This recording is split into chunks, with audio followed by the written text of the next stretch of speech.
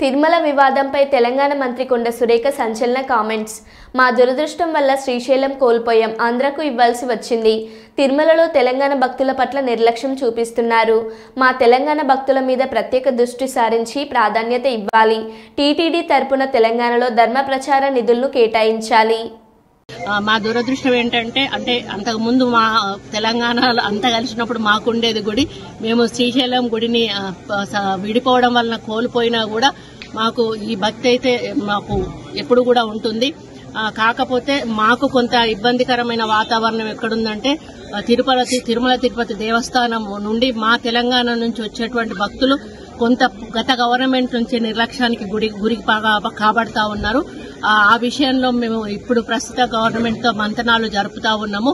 గతంలో తెలుగుదేశం ప్రభుత్వం ఉన్నప్పుడు అధికారంలో ఉన్నప్పుడు ఏ విధంగా అయితే కొన్ని పద్ధతులు నియమాలు పాటించేవాళ్ళు అదే పద్ధతిలో మా ప్రభుత్వానికి కూడా వారు ఇవ్వాలని వారికి మేము రిప్రజెంటేషన్ కూడా ఇవ్వడం జరిగింది.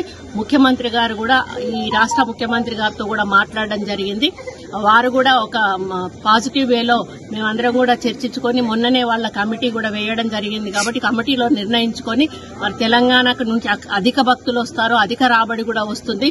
మరి గతంలో మాకు అక్కడి నుంచి కళ్యాణ మండపాలు గానీ గుళ్ల డెవలప్మెంట్ల కోసం గానీ కాలనీ గుళ్ల కోసం గానీ మాకు చాలా నిధులు వచ్చేవి.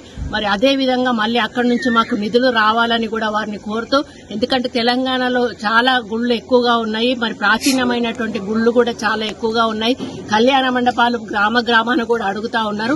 కాబట్టి టీటీడీ వారు తలుచుకుంటే ఇవన్నీ కూడా జరిగే అవకాశం ఉంటుంది. కాబట్టి వారు తప్పకుండా ఒప్పుకొని మా తెలంగాణకు ఒక ప్రత్యేకమైనటువంటి మరి నమ్మకాన్ని కలిగించి మా మీద ఒక ప్రత్యేక దృష్టి సారిస్తారని ఆశిస్తూ మరి స్వామివారికి దర్శనం చాలా బాగా అయింది.